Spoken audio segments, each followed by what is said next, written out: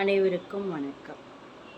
முகேஷ், ராகேஷ் இரு பையன்களும் நண்பர்கள்.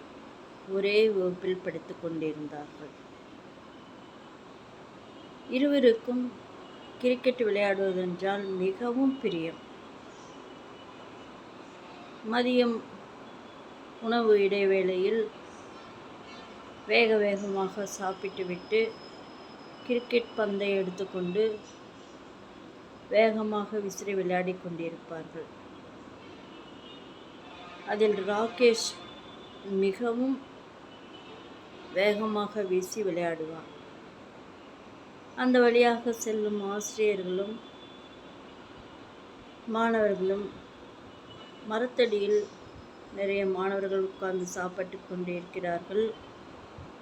அவர்கள் மேல் பட்டுவிட்டால் விபரீதமாகிவிடும். வேண்டாம், தயவுசெய்து வேண்டாம், தள்ளி போய் விளையாடு, இல்லாட்டி மெதுவாக பந்தை விசிறி விளையாடு என்று சொல்வார்கள். ராகேஷ் சரிங்க சார் என்று சொல்வான். ஆனால் மறுபடியும் அதே தவறை செய்வான். ஒரு நாள் முகேஷ் விளையாடி கொண்டிருந்தான். ராகேஷும் விளையாடி கொண்டிருந்தான். முகேஷ், வேண்டாம், நான் போய் உட்கார்ந்து கொள்கிறேன், வெயிலாக இருக்கின்றது, மரத்தடியில் உட்கார்ந்து கொண்டான்.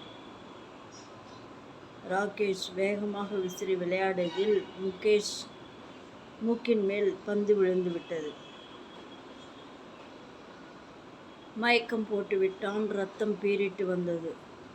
மாணவர்களும் ஆசிரியர்களும் அருகில் உள்ள மருத்துவமனையில் கொண்டு சேர்த்தார்கள். மருத்துவர்கள் இது மிகவும் கட்டத்தை தொட்டு கொண்டிருக்கிறது, உடனடியாக அறுவை சிகிச்சை செய்ய வேண்டும் என்று சொல்லி, இந்த பையனுடைய பெற்றோர்களுக்கு தகவல் கொடுத்து விட்டீர்களா என்று சொல்லவும், கேட்டுக்கொண்டிருக்கவும், பெற்றோர்கள் பதறியடித்து கொண்டு கதறிக்கொண்டு ஓடி வந்தார்கள். அறுவை சிகிச்சையும் வெற்றிகரமாக நடைபெற்றது. ராகேஷ் முகேஷ் கண் விழித்தவுடன் என்னை மன்னித்து விடு என்று சொன்னான். ஆசிரியர்களுக்கும் பெற்றோர்களுக்கும் கூடியிருந்த மாணவர்களுக்கும் மிகவும் கோபம் வந்துவிட்டது. மன்னித்து விடு என்று சொன்னால் சரியாகிவிடுமா? போன உயிரை, அப்படி உயிர் போயிருந்தால் உயிரை மீட்டு கொண்டு வந்திருக்க முடியுமா? இது தவறு என்று புத்திமதி சொன்னார்கள். இனிமேல் நான் இப்படி விளையாட மாட்டேன், அந்த பந்தையே தொடமாட்டேன் என்று சொன்னான். நான் விளையாடுவதற்கே என்று ஒதுக்கியிருக்கும் இடத்தில் தான் விளையாடுவேன். இந்த மாதிரி இடத்தில் விளையாண்டு மற்றவர்களுக்கு ஆபத்தை விளைவிக்க மாட்டேன் என்று சபதம் எடுத்தான். அனைவரும் புத்திமதி சொன்னனர். அவன் கேட்டுக்கொண்டான். குட்டிகளா, அதிலிருந்து என்ன தெரிகின்றது?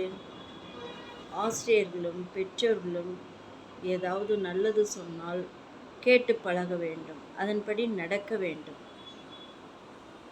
வி.எஸ். ரோமா, கோயம்புத்தூர்.